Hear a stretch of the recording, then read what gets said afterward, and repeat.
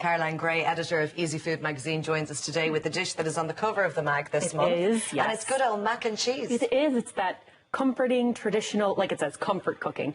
So it's actually kind of a flavor upgrade on this. We have roasted garlic going into the kind of the base of the sauce for it. So it's fancy mac and cheese. And this is, you know, as Caroline, we've talked about before, you are American. This is an American classic. This is what your mother makes you when you're... Well, like I was saying to Laura earlier, I mean, I'm not ashamed to say the kind that we grew up with was the powdered version that comes out of the box. So when we got something like this, it was kind of something special. But definitely, mac and cheese is just one of those things that everybody had. If you see it on a menu, or you see it at like a party, it's like the American bacon and cabbage. It is, yes. Well, we're just going to preface this with the fact that, you know, it is very stodgy. It is for when you want to indulge, if you're feeling a bit fragile at the weekend, if you just want a hug that's the in the form of food. In the form of food. It's a cheesy hug. It's the stodgiest time of the year. Yeah.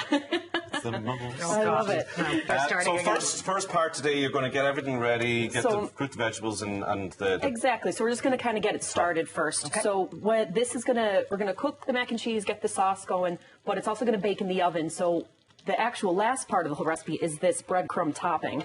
So I'm going to mix some breadcrumbs here with some melted butter, and then just kind of set it back aside. This is going to give it like a really nice crunchy topping, and you definitely want to mix it. You definitely want the butter in this because... Do you? Because I've never used butter with the breadcrumbs. Yeah, you know, I just find if you kind of don't put some butter, or you kind of don't add a bit of the fat What we were talking about earlier, Caroline, about Kerrygold being, the Americans calling it fancy butter. Like, would that be the case if you got something like Irish butter, would everybody be like, oh, this is the real... It is. Do you know what?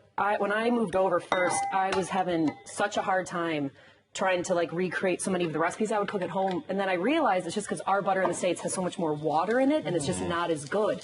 So when you do see Kerrygold or you see like an Irish butter in the States, it's kind of like this premium thing. So I'm spoiled now here that it's just like the one that's available.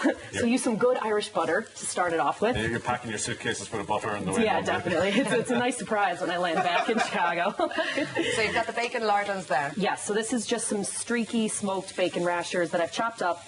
And same thing, this is going to get mixed in with mac and cheese. You could use like pancetta or salami or just some torn ham if you want. So it's just going to give it a bit of extra flavor. So those are going to cook off and just get nice and crispy. I'm going to put the pasta into the salted boiling water. This is, you know, you can use kind of any pasta shape you want. These are fun. This is different names for cavatappi or spirali. Depends on what you see, but just something kind of fun. But the macaroni pasta that you can buy, it takes either longer or shorter amount of cooking time to normal pasta. It's one of them. Because I wrecked it the first time I made it. And I didn't read the pack, just assuming it was 15 minutes. It's not. It's probably smaller and thinner, is it? It is. It takes less time to cook. And especially when you're doing like a pasta bake or something like this, where it's going to cook twice. You don't want to cook it the full length that the box is So just al dente, really. So just al dente, exactly. So when you're cooking this, it should have more of a bite than normal because it's going to cook a little bit more in the... Exactly. So you don't want it to be really, you know, soggy or anything like that when it's in the bake. So exactly. So this will probably cook. These are a little bit thicker, so I'm probably going to cook this just for about 9 minutes or so, and then it's going to cook again. Okay. So don't mess it up the next time. Yeah.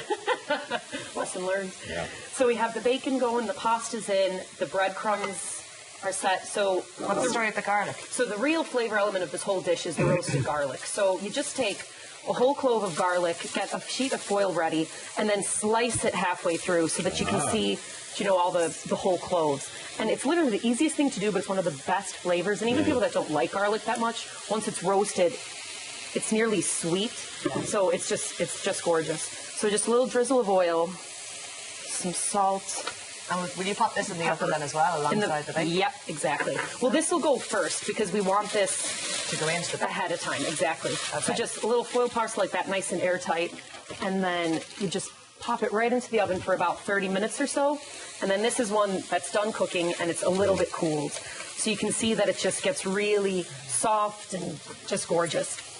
And then once it's cool enough to handle, literally just squeeze it right out. This is kind of a fun job for kids and stuff, you know, if they were kind of getting involved. Nice and messy. Yeah, exactly. But yeah, like roasted garlic's a great thing. This whole dish really, it's nice because it can kind of be prepared the night before, and then you can nearly... Pop it in the oven. Yeah, exactly. Just kind of like pop it in the oven. You can even freeze it. And roasted garlic can be made if you're going to do like a whole batch the day before, and then you're just going to mash it up. You can find actually like roasted garlic purees and tubes and stuff in the grocery store, but there's really no, honestly, the easiest thing, and it adds such a great flavor. Could you do 6 or 7 of them in the oven and keep them just in the fridge? Exactly, yeah, just like that, make your own paste, you know, because the ones in the shop, they might have some preservatives in it, or, you know, and like that, all it is garlic, oil, salt, and pepper. Now, that's a lot of garlic you're putting into the dish, but I suppose, how many is this going to feed? 6 people? So this will feed easily 6 people. Yeah. So, one hungry Simon, maybe. 3 Simons. Or I'm just counting the crew to see if it'll work. Exactly. So, yeah, this dish definitely, like, this is only half the recipe. When we come back, what are we going to do later then? So what we're going to do later is we're going to get the sauce made, basically the cheesy sauce, add everything together, and get it in the oven to cook. Good stuff, Caroline. Looking forward to this.